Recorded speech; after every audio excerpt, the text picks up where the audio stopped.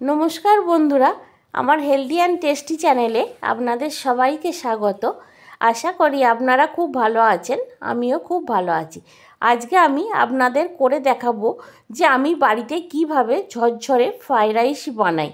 सामनेई तो नतून बछर आसछे, आशा करी आपनाराओ এইভাবে একবার বাড়িতে ঝরঝরে ফ্রাইড রাইস বানিয়ে দেখবেন আর আশা করি আপনাদের খুব ভালো লাগবে। আর ভালো লাগলে আমার চ্যানেলটিকে অবশ্যই লাইক শেয়ার আর সাবস্ক্রাইব করে দেবেন। তাহলে চলুন দেখে নিই আমি কিভাবে বাড়িতে ঝরঝরে ফ্রাইড রাইসটা তৈরি করি। আজকে আমি আপনাদের করে দেখাবো ভেজ ফ্রাইড রাইস। তার জন্য এখানে আমি 500 গ্রাম বাসমতি রাইস নিয়ে নিয়েছি। আর এখানে আমি সব কিছু জোগাড় করে নিয়েছি। এখানে আমি নিয়ে নিয়েছি এলাচ, লবঙ্গ, ডালচিনি আর আধখানা পাতি লেবু নিয়ে নিয়েছি। আমি কাজু বাদাম নিয়ে নিয়েছি। আর এখানে আমি কেটে নিয়েছি লম্বা লম্বা করে গাজর, বিনস আর ক্যাপসিকাম। এবার আমি চালটার মধ্যে প্রথমে 1 মগ জল দিয়ে দেবো। দিয়ে চালটা খুব ভালো করে হালকা হাতে ধুয়ে নেব। এইভাবে চালটাকে ধুয়ে নেব, নিয়ে আমি জলটা ফেলে দেবো। দিয়ে আবারও আমি চালটার মধ্যে 1 মগ জল দিয়ে দেবো। দিয়ে চালটা আবারও আমি খুব ভালো করে ধুয়ে নেব। এইভাবে চালটাকে আবারও আমি ধুয়ে নেব। ধুয়ে জলটা ফেলে দিয়ে এরপর চালটা যখন পরিষ্কার হয়ে যাবে আমি ফ্রেশ আবার জল দিয়ে চালটাকে ভালো করে এইভাবে ফ্রেশ হয়ে গেছে চালটা একদম, এইভাবে আমি 1 ঘন্টা ভিজিয়ে রেখে দেবো।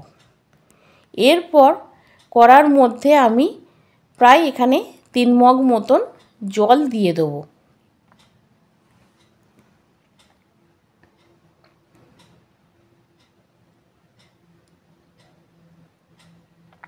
এইভাবে 3 মগ মতন জল দিয়ে ওর মধ্যে আমি দিয়ে দেবো 1.5 চামচ মতন নুন। আর দিয়ে দেবো সাদা তেল, যাতে চালগুলো একটার গায়ে একটা লেগে না যায়। আর দিয়ে দেবো পাতিলেবুর রসটা, যাতে চালটা পুরো সাদা ধপধপে হয়। আর গরম মশলাগুলোও আমি দিয়ে দেবো। দিয়ে এগুলোকে সব কটা ভালো করে নাড়াচাড়া করে নিয়ে এর মধ্যে আমি চাপা দিয়ে দেবো। জলটা যখন টকবক করে ফুটে যাবে তখন আমি ঢাকাটা খুলে ওর মধ্যে ভিজিয়ে রাখা চালটা দিয়ে দেবো। এইভাবে ভিজিয়ে রাখা চালটা আমি ওটার মধ্যে দিয়ে দেবো। দিয়ে চালটা আমি খুব ভালো করে নাড়াচাড়া করে দেবো। করে চালটা আমি চাপা দিয়ে দেবো।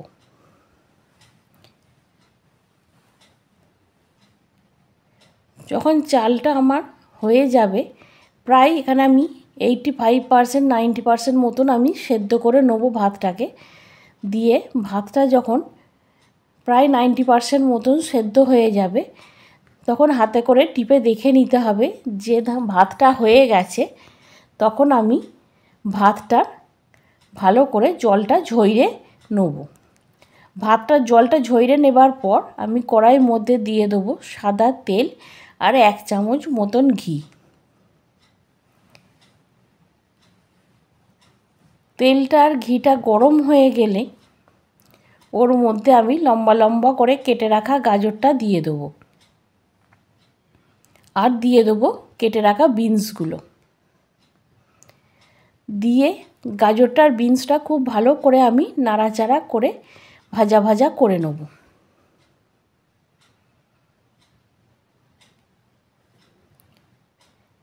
গাজরটা আর বিনসটা খুব ভালো করে সেদ্ধ হয়ে গেলে তার মধ্যে দিয়ে দেবো আমি লম্বা করে কেটে রাখা ক্যাপসিকামটা আর কাজু বাদামটা।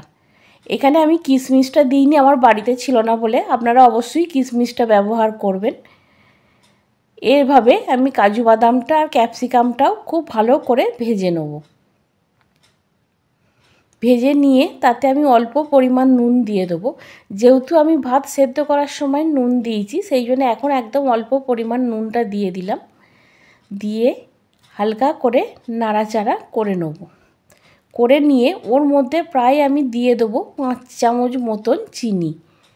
চিনিটা দিয়ে চিনিটাও খুব ভালো করে নেড়ে চেড়ে নিতে হবে। তারপর চিনিটা গলতে দিতে হবে।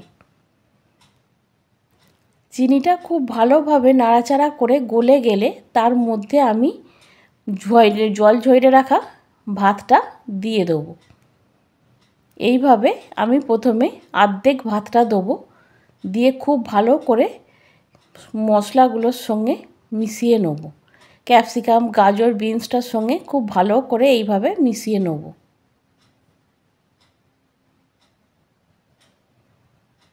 ভালো করে খুব ভালো করে আমি একদম ভাজা ভাজা করে নেব।